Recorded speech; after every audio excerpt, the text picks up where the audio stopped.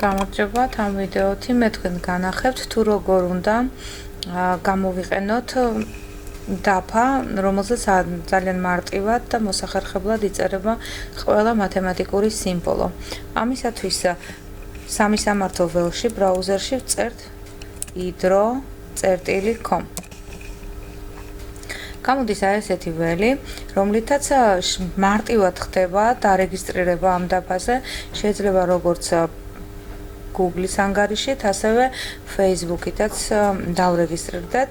ძალიან მარტივად ხდება ეს ყოველივე დაწყაბება და შემდეგ ეს მე დარეგისტრირებული ვარ და მალევე შემიყვანა, შემდეგ პატარა რეგისტრაციას მოგთხოვთ და ეგრევე ხვდებით დაფაზე. ახლა განვიხილოთ ერთი რომელიმე დაფა, 6 დაფის გამოყენების საშუალებას გაძლევთ.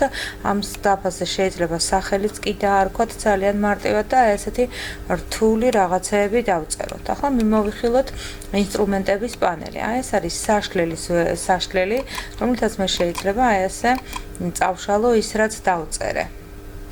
გვაქვს სუფთა ფურცელი, პირველი არის ფანქარი, რომელთაც შეიძლება როგორც Paint-ში ვხატავთ, დავხატოთ. ეს არის ფანქრის ფერი, ფანქრის ფერი შეიძლება შევცვალოთ. ეს არის ფანქრის სისქე, ამით შეიძლება ფანქარი უფრო სქელი გავხატოთ და ასე შემდეგ. როგორც გითხარით, ამ ყველაფრით შეიძლება საშლით შეიძლება ეს ყველაფერი წავშალოთ. შემდეგი არის ხაზის გასავლები. ხაზს როგორც ფანქარს აქვს თავისი ფერები და სისქე. სისქე შეიძლება დავარეგულიროთ როგორიც გვინდა. შეიძლება გეომეტრიული ფიგურები ამ ხაზებით ავაგოთ. შემდეგ ეს არის მართკუთხედი. ეს არის წრე, ოვალი, რაც გვინდა დავხაზოთ. ეს არის ABC, ეს არის პირდაპირ ტექსტის ჩასაწერი, თუ რამე ტექსტის ჩაწერა გვინდა. ეს მოსახერხებელია მაშინ, როცა ვიყენებთ მხოლოდ ტექსტს, მაგრამ თუ სიმბოლოების ჩაწერა გვინდა მათემატიკური ოპერაციების ჩასაწერად, გამოვიყენოთ ეს F-ი. F-ს რომ დავაწყაპებთ, ამის შემდეგ ესეთი ჩარჩო მოიხაზება და ეგრევე აქტიურდება ეს შემდეგი ჩანართები. ამ პლუს მინუსში, როგორც ხედავთ, არის ყველა მათემატიკური ოპერაციის ნიშნები. შემდეგი ეს მიახლოების ნიშანი აქვს მეტნაკლებობა, რუდრის მიახლოებითი ტოლობა და ასე შემდეგ. ყველა არის ეს არის სიმრავლეებისთვის განკუთვნილი, ეკუთვნის, არ ეკუთვნის გაერთიანება და ასე შემდეგ. ეს არის ვექტორების აღსანიშნად, ეს არის ძალიან მნიშვნელოვანი ჩანართი. ამ ჩანართით შეიძლება წილადის დაწერა, ნახეთ თუ გავააქტიურე, ნახეთ, ზევით დავწერ 2 და კლავიატურის ისრებით ჩამოვიდა დაბლა, აქ დავწერ, ზევით დავწერ 5, ქვევით 2, ანუ 5 მეორედი დავწერე. შემდეგ ნახეთ, ეს რას აკეთებს? თუ მე მინდა 2 ხარისხად დავუწერო მაგალითად n-ი, ამას ვააქტიურებ, ქართულზე მეყენა, გადავიყვან ინგლისურზე. თუ ეს გავააქტიურე, შემდეგ ჩამოსვლა ხდება ისევ ისრით. თუ მინდა რომ ეს ფესვი დავწერო მის შემდეგ, ვწერ ფესვს. ფესვი მაგალითად x ხარისხად 5-დან. შემდეგ უნდა გამოვიდე ფესვის გარეთ, ხო? და დავწერო გამრავლებული.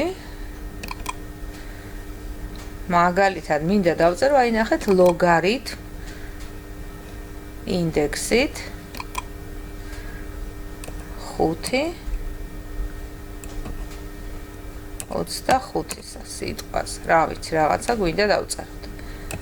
ამის შემდეგ გვინდა ეს გავამრავლოთ, ნახეთ, გამრავლება შეიძლება ასეც დავწეროთ და ასეც დავწეროთ. გავამრავლოთ, მაგალითად გვინდა ისევ წილადის ხაზი, მრიცხველად დავწეროთ ax კვადრატს, რაც მომადგება ხა პირზე იმას ვამბობ. პლუს სიტყვაზე ფრჩხილებში მინდა ჩავსვა რაღაცა, ნახეთ, ფრჩხილებით შეიძლება დავწეროთ. მაგალითად იყოს სინუს კვადრატი და ისინი როგორ იწერება, ნახეთ, სინუს კვადრატ ჩამოვალ დაბლა 4x-ისა სიტყვაზე მიმატებული კოსინუსიც მინდა დავწერო. კოსინუს, კვადრატ დაბლა ჩამოვალ, ისევ იყოს იყოს 5x-ის რა სხვა დგას. აგერ დაბლა. აი აქ არის კიდევ ეს პიები, როცა გვჭირდება ალფა, ბეტა, მაგალითად ალფას მიმატებული. იყოს აი პი.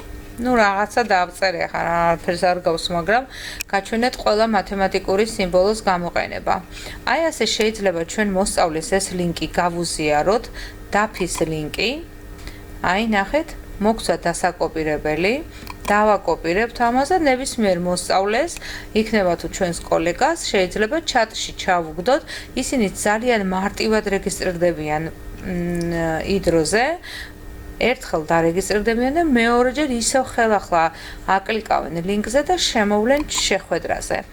სულ ეს იყო, მგონი მე ძალიან მოხერხებულად ვიყენებ და თქვენც კარგად გამოიყენებთ ამ დაფას.